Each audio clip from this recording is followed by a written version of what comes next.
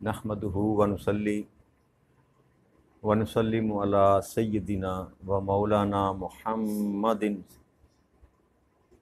رسولہ النبی الامین المکین الحنین الکریم الرؤوف الرحیم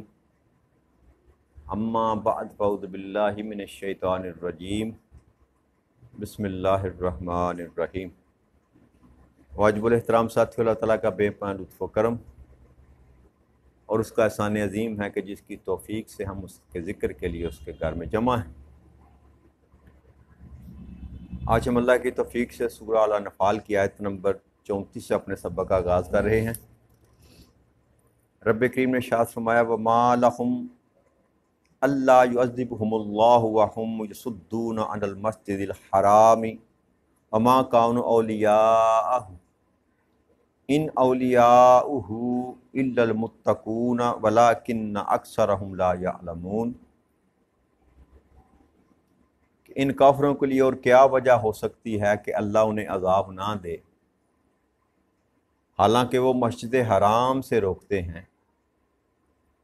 اور وہ اس کے متولی ہونے کے اہل بھی نہیں۔ اس کے متولی یا اس کے اولیاء تو صرف پرہیزگار لوگ ہوتے ہیں، مگر ان میں سے اکثر اس حقیقت کو جانتے ہی نہیں۔ گزشتہ جو نشست میں ہم نے گفتگو کی تھی اس پر کہ اللہ نے فرمایا تھا میرے محبوب کہ میں ان پر کیسے عذاب مسلط کروں، کیوں کر ان کو عذاب سے دوچار کروں جبکہ آپ ان کے درمیان موجود ہیں، اور نہ اللہ ایسی حالت میں ان پر عذاب نازل کرے گا کہ یہ استغفار کر رہے ہیں۔ یہاں ہم نے بات ختم کی تھی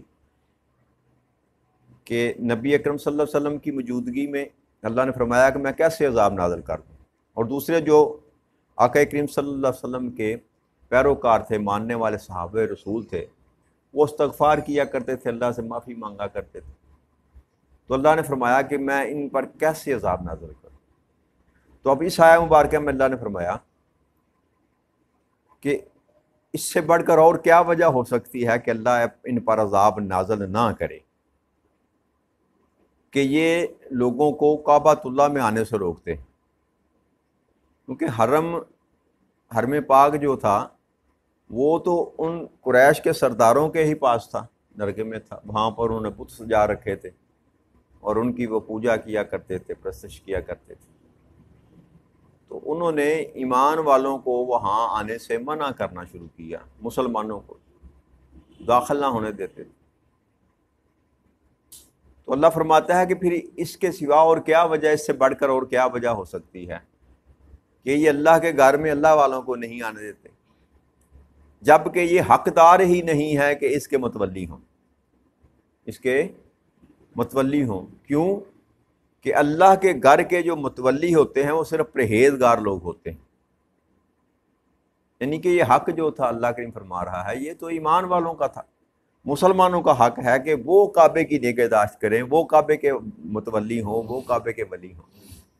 مگر یہ خود ساختہ متولی جو بنے ہوئے ہیں اور یہ لوگوں کو میرے گھر میں آنے سے روکتے ہیں، تو پھر ان پر کیوں نہ عذاب نازل کیا جائے۔ اب یہاں پر دو باتیں ہیں، ایک تو یہ کہ اس سے پہلے اللہ نے فرمایا کہ میں ان پر کیوں عذاب نازل کروں، تو جب نبی اکرم صلی اللہ علیہ وسلم مکہ سے ہجرت کر گئے، وہاں سے نکل گئے، تو پھر اللہ نے فرمایا کہ اب میں کیوں نہ ان پر عذاب نازل کروں، ان کی ان حرکتوں کے سبب سے کہ انہوں نے ایمان والوں کو تنگ کرنا شروع کر دیا، جو باقی مکہ میں بچ گئے تھے لوگ انہوں نے کاروبار میں تنگ کرنا شروع کر دیا، ان کے گھروں میں جا کر تنگ کرنا شروع کر دیا، جو ان کے عزیز و اقارب وہاں رہ گئے تھے ان کو تنگ کرنا شروع کر دیا، اور پھر حرم کعبہ میں ان لوگوں کو داخل نہ ہونے دیتے۔ تو یہاں جو اللہ کریم ان پر عذاب کی بات کر رہا ہے یہ حقیقت میں وہ عذاب نہیں جو پہلی امتوں پر آتا تھا، پہلی نبیوں کی امتوں پر آتا تھا کہ آسمان سے آگ برس جانی ہے یا پتھر گر جانے ہیں، اس طرح کا معاملہ ہو جانا، ایسے عذاب کی بات نہیں کر رہا یہ اللہ کے، کیونکہ سارا مضمون جو چل رہا ہے سورہ الانفال کا وہ غزوہ بدر کی بات کی جا رہی ہے۔ تو اللہ نے جس عذاب سے ان کو دو چار کیا وہ عذاب یہ تھا کہ یہ 3 گنا سے بھی زیادہ بڑھ کر تھے اور انتہائی طاقتور تھے، ہر معاملے میں 3 گنا تھے، مال کے حساب سے، ظاہری جنگی سامان کے حوالے سے، طاقت کے حوالے سے، لڑاکا جو ان کے پاس تھے، لڑنے والے لوگ جو تھے وہ بھی ان کے پاس بہت زیادہ تھے۔ تو ہر صورت میں وہ مسلمانوں سے 3 گنا سے بھی بڑھ کر طاقتور تھے۔ تو ایسی شکست کہ 3 گنا بڑا دشمن جو ہو وہ 1/3 سے اور کمزور بھی ہوں، ناتواں بھی ہوں، ان کے پاس سامان حرب بھی نہ ہو، ان سے ایسی عبرتناک شکست دی جائے تو یہ عذاب سے کم تر بات نہ تھی۔ اور پھر فرشتوں کا نزول ہونا اللہ کی طرف سے، اللہ کا امر آنا، یہی عذاب ہوتا ہے کہ اللہ کو فیصلہ سنا دے کسی کے لیے اور اس قوم کو تباہ و برباد کر دے، مکمل تباہ و برباد کر دے، یا ان کو کسی حال پر ایسے تک پہنچا دے کہ ذلت اور رسوائی ان کا مقدر بن جائے، یہ بھی عذاب ہوتا ہے۔ اور جب بدر کا مقام تھا جہاں پر یہ معرکہ ہوا اور نبی اکرم صلی اللہ علیہ وسلم کی موجودگی میں مسلمانوں کو جو اللہ کریم نے فتح نصیب فرمائی، تو مکہ کا کوئی گھر ایسا نہ تھا جہاں پر صف ماتم نہ بچھی ہو، جہاں پر چیخو پکار نہ ہوئی ہو، جہاں پر رویا نہ گیا ہو۔ اور کئی ہفتوں مہینوں یہ جاری رہا سلسلہ کہ وہ روتے پیٹتے رہے کہ یہ ہمارے ساتھ کیا ہوا۔ 70 لوگ ان کے مارے گئے، 70 ان کے جوان جو وہاں قتل ہوئے اور سردار ان میں تھے۔ تو یہ اللہ اس کا ذکر کر رہا ہے کہ یہ وجہ عذاب جو تھا ان پر اس وجہ سے آیا کہ یہ میرے گھر میں آنے سے ایمان والوں کو روکا کرتے تھے، لوگوں کو روکا کرتے تھے۔ پھر اللہ نے فرمایا ما کان صلاتهم عند البیت الا مکاء وتصدیا فذوقوا العذاب بما کنتم تکفرون، کہ ان کی جو نماز ہے، ان کی جو عبادت ہے جو خانہ کعبہ میں یہ کیا کرتے تھے، ان کے پاس ہے کیا؟ یا یہ سیٹیاں بجاتے ہیں یا یہ تالیاں بجانے، اس کے سوا ان کے پاس کچھ بھی نہیں۔ سو اب تم عذاب کا مزہ چکھو، کس سبب سے؟ کہ تم نے کفر کیا۔ تو یہاں حضرت ابن عباس رضی اللہ تعالیٰ عنہ اس آیہ کریمہ کی شان نزول کے متعلق بیان کرتے ہیں کہ نبی اکرم صلی اللہ علیہ وسلم کیونکہ حرم کعبہ میں جا کر نماز پڑھا کرتے تھے، اللہ کی عبادت کیا کرتے تھے، تو یہ جو لوگ تھے یہ ایک تو برہنہ طواف کرتے تھے خانے کعبے کا، ننگ دڑنگ ہو کر کعبے کا طواف کرنا، اور دوسرا سیٹیاں بجاتے تھے اور تالیاں بجاتے تھے، یعنی کہ ایک ہنگامہ پپا کرا رکھا تھا عبادت کے نام پر، انہوں نے پوجا کے نام پر۔ تو اللہ فرماتا ہے کہ ان کی عبادت کیا ہے؟ ماں سوائے سیٹیاں بجانا اور تالیاں بجانے کے سوا۔ تو یہ جو کفر تم نے کیا ہے، میرے محبوب کی بات کو مانا نہیں، تسلیم نہیں کیا، حق بات کی طرف نہیں آئے، ایک خدا کی عبادت پر تم قائل نہیں ہوئے، اور یہ بتوں کے سامنے کھڑے ہو کر تم تالیاں بجاتے ہو اور سیٹیاں بجاتے ہو، تو اب مزہ چکھو، اب مزہ چکھو۔ اس میں 2 رائے پائی جاتی ہیں اس آیہ کریمہ کے بارے میں کہ یہ جو مزہ چکھنے کی اللہ نے بات کی ہے، وہ ایک تو یہ بدر کی جو سزا دی گئی ان کو، یہ بھی اس کا معنی لیا جاتا ہے کہ بدر میں اللہ کریم نے فرمایا کہ اب مزہ چکھو نہ اپنی حرکتوں کا، عبرتناک شکست دی۔ اور دوسرا یہ بھی کہا جاتا ہے کہ یہ قول جو ہے رب کریم قیامت کے دن ان کو کہے گا، کیا ہو نا اب اپنے جو اعمال تم نے کیے تھے، جس سبب سے تم کفر پر ڈٹے رہے، قائم رہے، حق کو تم نے تسلیم نہیں کیا، اب آؤ اس کا مزہ چکھو۔ جب ان کو دوزخ کی آگ کی طرف دھکیلا جائے گا، گھسیٹ کر پھینکا جائے گا، تو پھر اللہ کریم یہ قول فرمائے گا کہ اب مزہ چکھو اپنے اس کفر کے سبب سے۔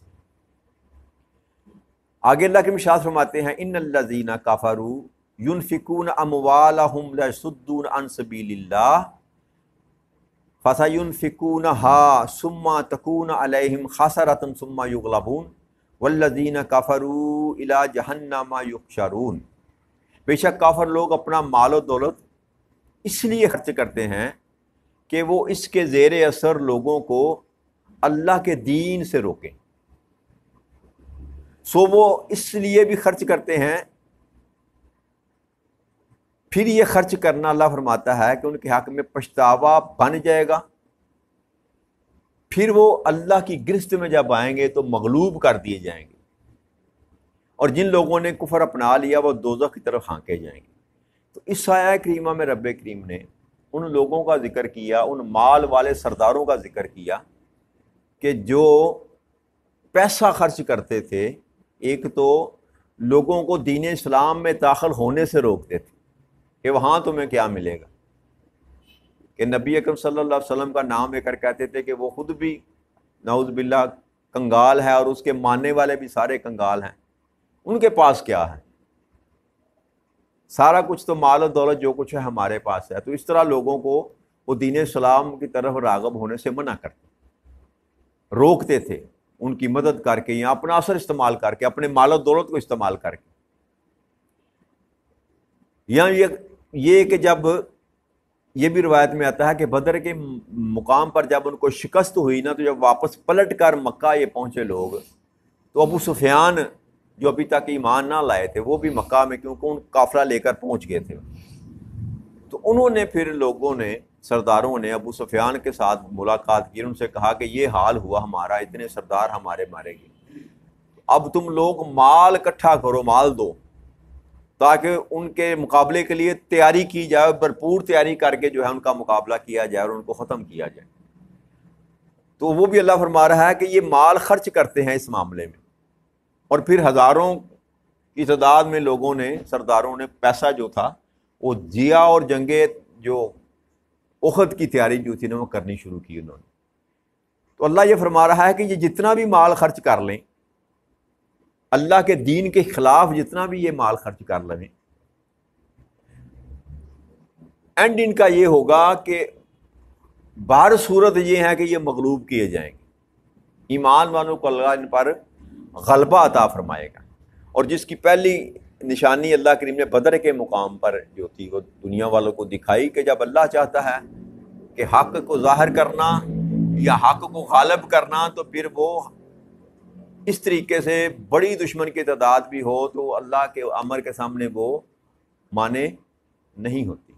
تو اللہ نے فرمایا کہ یہ پھر بھی جتنی بھی تیاری کر لیں، جتنا بھی مال خرچ کر لیں، جتنی بھی اپنی کوشش کر لیں،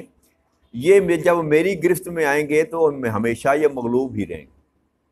میں ایمان والوں کو غلبہ عطا کر کے رہوں گا۔ تو پھر فرمایا کہ جن لوگوں نے کفر اپنا لیا وہ دوزخ کی طرح ہانکے جائیں گے۔ اللہ کریم ارشاد فرماتے ہیں یمیز اللہ الخبیث من طیب ویجعل الخبیث بعدہ علی بعد فیرکمہ جمیعا فیجعلہ فی جہنم اولئک هم الخاسرون۔ یہاں تک کہ اللہ فرماتا ہے کہ ناپاک کو پاکیزہ سے جدا فرما دے، حلال رستے پر خرچ کیا ہوا حلال مال اور حرام رستے پر خرچ کیا ہوا حرام مال۔ اللہ نے ایمان والوں کے مال کو اور ایمان والوں کو طیب کہا، اور ان کفار کو اور کفار کے مال کو خبیث کہا۔ تو اللہ فرماتا ہے کہ اللہ ان کو پاکیزہ سے جدا فرما دے، اور ناپاک نجاست والے جو کردار ہیں یا جو لوگ ہیں یا ان کا جو مال ہے، ان کو ایک دوسرے کے اوپر تلے رکھ کر سب کو اکٹھا ڈھیر بنا دے، پھر اس ڈھیر کو پکڑ کر دوزخ میں ڈال دے گا۔ یہی لوگ خسارہ اٹھانے والے کہ یہ ان کا مال بھی اور یہ خود بھی، یہ جو کردار ہیں جو دین حق کے خلاف کام کرنے والے، اللہ فرماتا ہے کہ ان سب کو تہ در تہ ڈھیر لگا کر اللہ اٹھا کر ان کو جہنم میں پھینک دے گا، ان کو جہنم میں پھینک دے گا۔ کل للذین کفروا ان ینتہوا یغفر لہم ما قد سلف وان یعودوا فقد مضت سنت الاولین۔ آپ کفر کرنے والوں سے فرما دیں کہ اگر وہ اپنے اس عمل سے باز آ جائیں تو ان کے وہ گناہ بخش دیے جائیں گے جو پہلے گزر چکے، اور اگر وہ پھر بھی وہی کچھ کریں تو یقیناً اگلوں کا طریقہ گزر چکا۔ یہاں رب کریم جو ہے وہ پھر تنبیہ کر رہا ہے ان کو، کفار کو، غزوہ بدر میں شکست کے بعد پھر تنبیہ کر رہا ہے کہ آپ ان سے پھر بھی فرما دیں کہ آپ اپنی ان کافرانہ افعال سے باز آ جائیں، تو جو کچھ بھی سابقہ زندگی میں تم لوگوں نے کیا اللہ کریم سارے کے سارے گناہ معاف کر دے۔ اگر وہ پھر اسی طرح کریں تو اللہ کہتا ہے کہ اگلوں کا طریقہ گزر چکا، اس کا مطلب ہے کہ پیچھے اب جو معاملہ تمہارے ساتھ ہوا، نہ ماننے والوں کو جو عبرتناک شکست دی یہاں پر بھی اور سابقہ قوموں میں بھی، اللہ کریم جو ہے پھر کفر کو مٹا کر رہتا ہے، یہ اللہ کی سنت ہے۔ تو اللہ کہتا ہے یہ سنت الاولین، یہ سابقہ سنت چلتی آ رہی ہے کہ اگر جو نہ مانے گا پھر اللہ کے عذاب اس پر واجب ہو جاتا ہے، اللہ پھر اس کا امر نازل کر دیتا ہے۔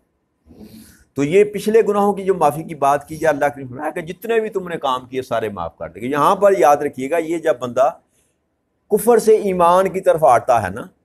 تو یہاں سارے گناہ، صغیرہ کبیرہ گناہ، حقوق اللہ بھی اور حقوق العباد سارے ہی معاف کر دیے جاتے ہیں۔ یہ فرق ہے ایمان والے کی معافی اور کافر کی معافی میں۔ ایمان والا جب اپنے کسی گناہوں سے توبہ کرتا ہے یا اللہ کریم اس کے سارے گناہ معاف کرنے کی بات کرتا ہے، تو وہاں صرف حقوق اللہ کی بات کی جاتی ہے، حقوق العباد کی بات نہیں کی جاتی۔ لیکن کافر جب کفر کی حالت سے نکل کر ایمان میں آتا ہے تو اس کے جتنے بھی گناہ ہوتے ہیں، اللہ اس نے کسی کو قتل ہی کیوں نہ کیا ہونا، ظلم ہی کیوں نہ کیا، جو صحابہ کرام ایمان لے کر آئے، جب پہلے وہ مکہ میں تھے تو اسلام کے خلاف انہوں نے جنگیں کی، بعد میں مسلمان ہوئے، ابو سفیان کی ہی مثالیں رضی اللہ تعالیٰ عنہ، تو آپ نے جنگیں بھی کی، لڑائی بھی کی، قتل بھی کیے، لیکن اللہ کریم نے ان کے سارے گناہ اس سبب سے کہ وہ کفر کے معاملے میں گناہ کیے تھے، انہوں نے جب ایمان لے کر آئے تو اللہ نے سارے گناہ ان کے معاف کر دیے۔ اسی طرح اللہ فرماتا ہے وَقَاتِلْهُمْ حَتَّى لَا تَكُونَ فِتْنَةٌ وَيَكُونَ الَّذِينَ كُلُّهُ لِلَّهِ وَإِنِ انتَهُوا فَإِنَّ اللَّهَ بِمَا يَعْمَلُونَ بَصِيرٌ، اور اے اہل حق تم ان کے ساتھ جنگ کرتے رہو یہاں تک کہ کوئی فتنہ باقی نہ رہے۔ اب اللہ نے فرمایا کہ جب تک ان کا فتنہ ختم نہیں ہو جاتا اس وقت تک ان کے ساتھ جنگ کرتے رہو، اس فتنے کو جڑ سے اکھاڑ کر پھینکنے تک ان کے ساتھ جنگ کرتے، یہاں تک کہ سارے کا سارا دین، یعنی کہ یہ نظام بندگی اور زندگی جتنا بھی ہے زمین پر، یہ سارے کا سارا اللہ کا قائم ہو جائے، اللہ کا دین غالب آ جائے، اس وقت تک ان کے ساتھ جنگ کرتے رہو۔ پھر اگر وہ باز آ جائیں تو بے شک اللہ کو جو وہ انجام دے رہا ہے وہ خوب دیکھ رہا ہے۔ اللہ فرماتا ہے لیکن اگر وہ اپنی عمل سے باز آ جائیں، تائب ہو جائیں، معافی مانگ لیں، اس کفر کے حق معاملے کو چھوڑ دیں، کفر کے رستے کو چھوڑ دیں اور ایمان کی طرف آ جائیں، تو اللہ ہر ایک بندے کے عمل کو دیکھ رہا ہے جو وہ کر رہا ہے۔ اس کا مطلب یہ ہے کہ پھر ان کو قتل نہ کیا جائے، جب وہ ایمان لے آئیں تو پھر اس کا معاملہ اللہ پر چھوڑ دیا جائے، جیسے اللہ نے کہا کہ پھر میں ان کے سارے گناہ جو ہیں پچھلے معاف کر دوں۔ وَإِن تَوَلُّوا فَاعْلَمُوا أَنَّ اللَّهَ مَوْلَاكُمْ نِعْمَ الْمَوْلَىٰ وَنِعْمَ النَّصِيرُ، اور اگر انہوں نے اطاعت سے روگردانی کی تو جان لو کہ بے شک اللہ ہی تمہارا مولا ہے، وہی بہتر حمایتی اور بہتر مددگار ہے۔ تو پھر فرمایا کہ اگر وہ اطاعت حق یعنی کہ حق بات کو ماننے سے روگردانی کر دیں، نہ مانیں یا مان کر پلٹ جائیں یا مان کر پھٹ جائیں، تو جان لو کہ اللہ تمہارا مولا، حقیقی معنی میں مددگار جو تمہارا حمایتی جو ہے وہ اللہ ہے، اور وہی بہتر اور بہتر حمایتی اور بہتر مددگار ہیں۔ کہ ان کے آپ کو ایمان لائیں یا نہ ایمان لانے سے ایمان والوں پر کوئی فرق، میں ہمیشہ تمہارے ساتھ ہوں اور حمایتی ہوں، تمہارا مددگار ہوں، اور میرے سوا حقیقی مددگار ہے ہی کوئی نہیں، مجھ سے بہتر وَنِعْمَ النَّصِيرُ، مجھ سے بہتر مددگار ہے ہی کوئی نہیں تمہارا۔ اس بات کو یاد رکھو۔ تو یہاں بات کو آج ختم کرتے ہیں، یہاں ہمارا 9واں پارہ جو ہے الحمدللہ وہ یہاں پر اختتام پذیر ہوتا ہے۔ کل اللہ کی توفیق سے ہم اسی سورہ انفال میں لیکن 10ویں پارے میں داخل ہوں گے، اللہ کی توفیق سے وہاں سے سبق کو شروع کریں گے۔ وما علینا الا البلاغ المبین۔ السلام علیکم ورحمۃ اللہ۔